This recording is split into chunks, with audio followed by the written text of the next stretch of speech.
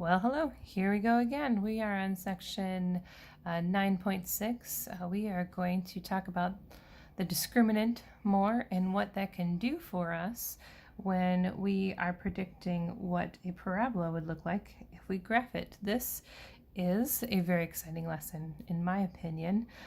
We have been studying the quadratic equation for a while, and this is where it starts to get into more detail. That's really interesting to, I don't know,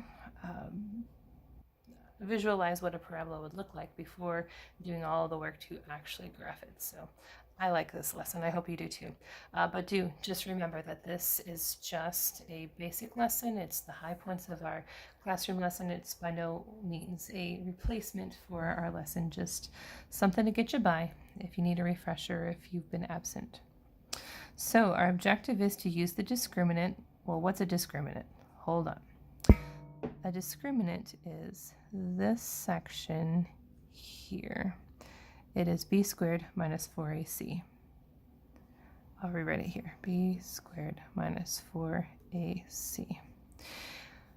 We can use that to find out how many solutions a quadratic function or quadratic equation has.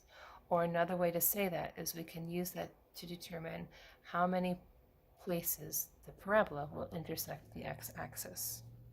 And so this is called the discriminant.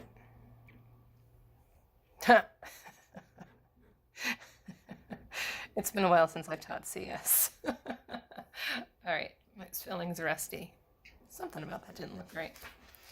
Okay, so let us look at our discriminant. And I'm going to use actually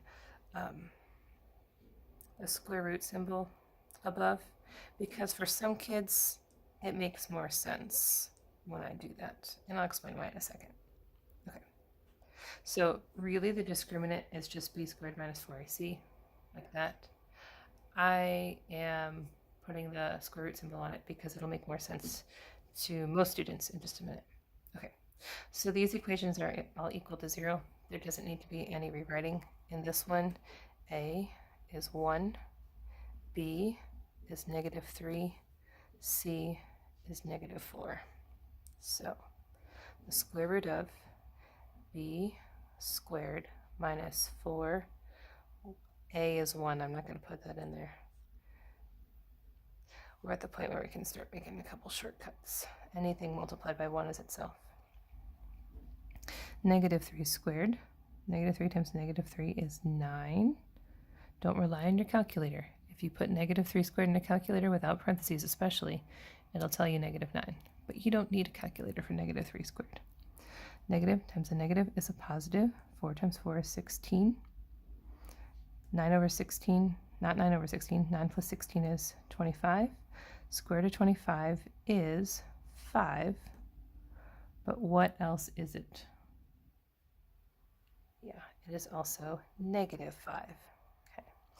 So because both +5 and -5 will satisfy this, that means this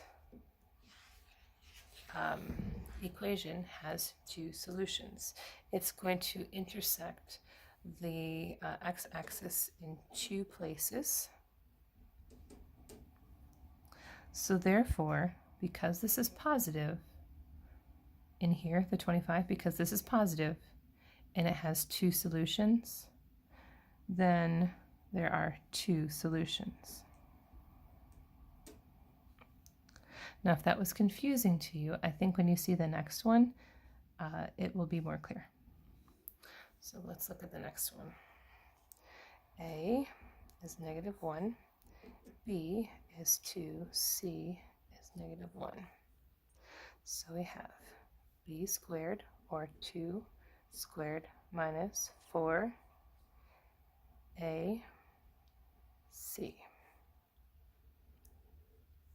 2 squared is 4. A negative times a negative times a negative is a negative. 4. 4 minus 4 is 0. The square root of 0 is only 0. There is only one solution for this discriminant. When there's a discriminant of 0, there's only one solution.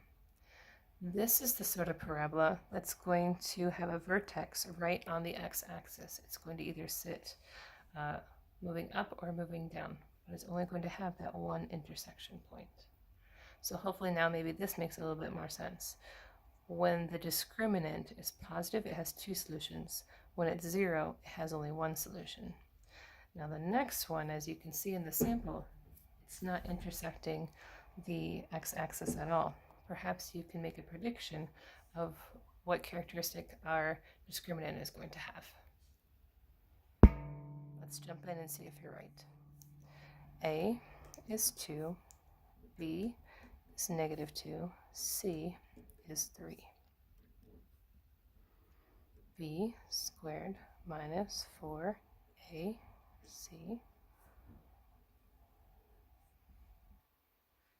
equals 4 minus 24. 4 minus 24 is -20. What is the square root of -20?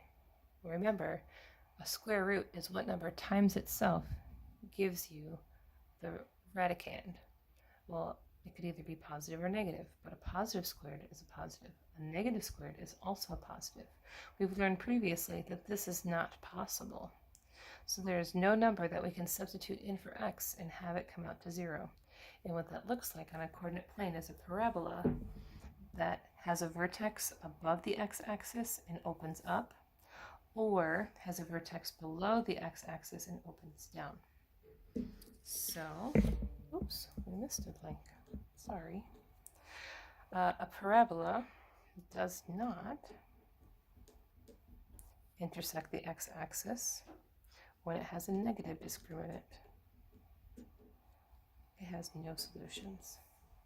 Okay? So a positive discriminant has 2 solutions. A discriminant of 0 has 1 solution, and a negative discriminant has 0 solutions. And that's the big idea. Okay. Take a moment, please, and see if you can determine which of these is a 0 solution, 1 solution, or no solution. Pause this, and then stay tuned for the answers.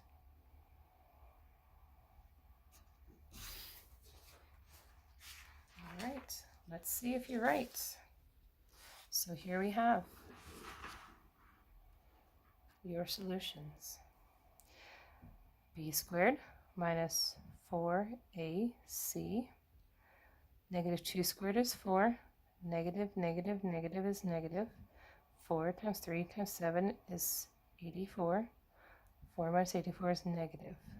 We cannot find the square root of a negative, and so it's not possible. So this, you can see, opens down because the leading coefficient is negative. So therefore, this parabola is going to have a vertex below the x-axis and be opening down because it doesn't have any points where it intersects the x-axis. So b squared, 8 squared, minus 4 times 1 times 16. 4 times 16 is 64. 8 squared is 64. 64 from 64 is 0. Square root of 0 is 0. And it's only one solution. So this is a parabola that's sitting right on the x-axis. Because it's positive, we know that this parabola is opening up. And so we're down to our 2 solutions. So we would expect that our discriminant is going to be positive. B squared minus 4AC, 25. Remember, negative times a negative is a positive. Negative 4 times 3 is 12 times 2 is 24. 24 times from 25 is 1. And then this gets confused actually. The square root of 1 is 1. And maybe because we're trying to determine if there's 0, 1, or 2 solutions, kids jump to one solution. But remember, the square root of 1 could be both positive 1 and negative 1, so that's a 2 solution. Okay. So let's look at what the homework was for this section. All right, and okay. For this top section, some students get confused about what they're supposed to do. You're matching the discriminant with the graph. So here you'll see that there are no intersections. Here you'll see there are 2 intersections. And here you will see there is 1 intersection. And here you will see there's a positive, a 0, and a negative. So perhaps that'll give you some help. Okay. All right, for the bottom section, we're going to determine how many solutions each equation has. Thankfully, all of them are equal to 0, so there are no equation rewrites there for you. And I'm going to use some samples from the B side for some help, just because I don't want to take from your homework, from your practice questions. So pick one, anyone. Oh, let's do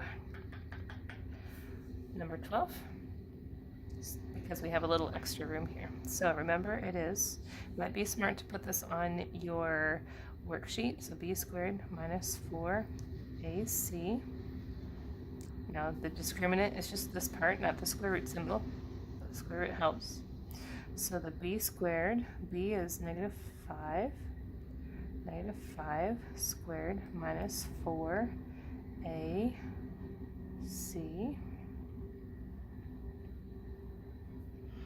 minus, let's see, 25 minus 4 times 3 is 12 times 4 is 48.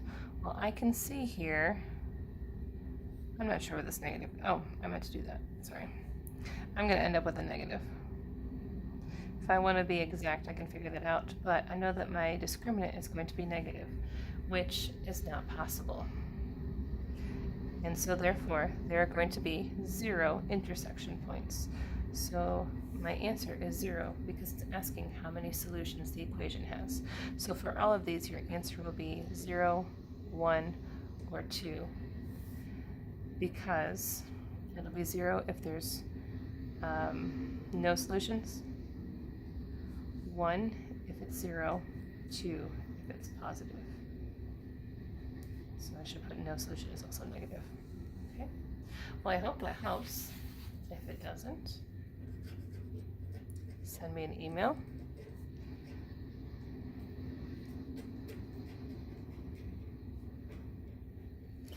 D Rones, she drones on and on. She never stops at d231.rochelle.net. Happy to help. Otherwise, I'll catch up with you at school. Thanks a bunch for watching, and I'll see you later.